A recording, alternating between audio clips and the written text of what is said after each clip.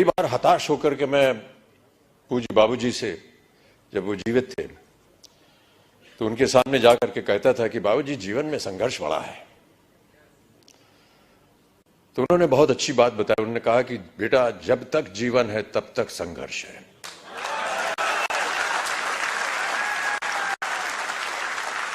और आप भी मान लीजिए कि आपके जीवन में प्रतिदिन, प्रति क्षण ये संघर्ष रहेगा। और आप लोगों को वादा करना पड़ेगा कि ये संघर्ष में आप लगे हैं, आगे भी आगे आप संघर्ष करते जाएंगे, ताकि जो भी कार्य आप उठाएं उसमें वो संघर्ष जो है वो नजर आए। जिस दिन लोग आपके संघर्ष को सम्मानित करेंगे, उस दिन आपका पदार्थ जो है वो ऊंचाइयों पर पहुंच जाएगा।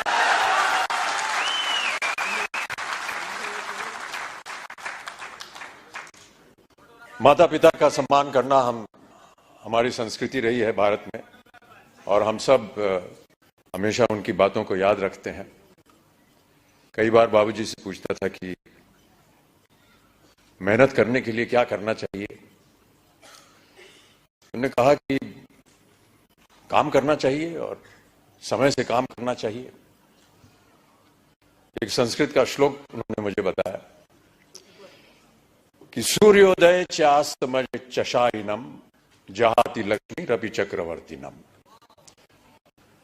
माने ये कि सूर्य उदय होने से लेकर के और अस्त होने तक जो इंसान सोता है, वो चाहे चक्रवर्ती राजा भी क्यों ना हो, उसकी धनराशि जो है वो गायब हो जाती है। तो सूर्य उदय होने से पहले आपको उठना पड़ेगा और न्यूट्री चार्ज को आगे बढ़ाना पड़ेगा।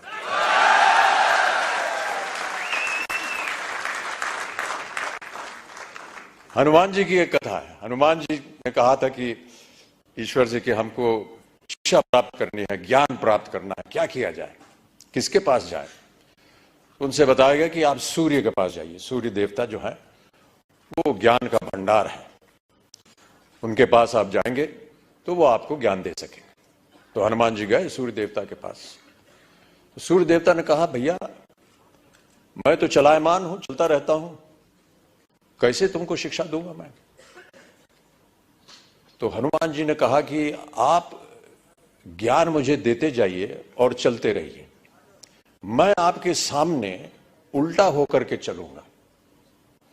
तो आप चलते रहेंगे, मैं आपके सामने उल्टा होकर के चलता रहूंगा और ज्ञान प्राप्त हो जाएगा मुझे। कहने का तात्पर्य यह है कि सूर्य के आगे आपको चलना पड़ेगा, तभी जाकर के आपको ज्ञान प्राप्त होगा, तभी आपका संघर्ष जो है वो सफल होगा। प्रोत्साहित करने के लिए एक कविता की कुछ पंक्तियां हैं। इससे पहले मधुशाला की एक पंक्ति पढ़ी गई थी, क्षमा चाहता हूं, उसमें थोड़ी बहुत त्रुटियां थी। जो यहां सज्जन पुरुष आए थे, उसको मैं दोबारा एक बार सुनाना चाहूंगा आपको कि मदिरालय जाने को घर से, मदिरालय जाने को घर से चलता है पीने वाला, किस पथ से जाऊं असमंजस में है वो भोला भाला। अलग अलग पथ बतलाते सब, पर मैं ये बतलाता हूं कि राह पकड़ तू एक चला जल, पा जाएगा मधुशाला।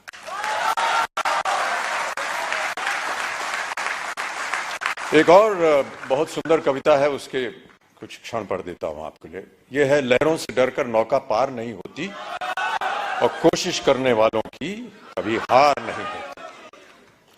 नन्ही चींटी जब दाना लेकर चलती है, चढ़ती दीवारों पर 100 बार फिसलती है। मन का विश्वास रगों में साहस भरता है, चढ़कर गिरना गिरकर चढ़ना न अखरता है। आखिर उसकी मेहनत बेकार नहीं होती, कोशिश करने वालों की कभी हार नहीं होती। तो आपकी कोशिशें हमेशा बनी रहें। आपका सहयोग रहा है। जिनको भी आज पुरस्कार दिया गया है, उनको मैं अपनी ओर से एक खास बधाई देता हूं और उम्मीद करता हूं कि इसी तरह हर कार्यक्रम में आपके साथ जब मैं आऊं तो और भी लोग पुरस्कार प्राप्त करने के लायक हों और मैं उनके साथ उन्हें पुरस्कार दे सकूं, उन्हें प्रोत्साहित कर सकूं। अंत में जाने से पहले बाबूजी की एक और कविता की कुछ पंक्तियां आपको सुनाना चाहूंगा। इस कविता का शीर्षक है अग्निपथ। अग्निपथ बाबूजी ने लिखी थी उस जमाने में जब भारत अपनी स्वतंत्रता के लिए लड़ाई लड़ रहा था अंग्रेजों के खिलाफ।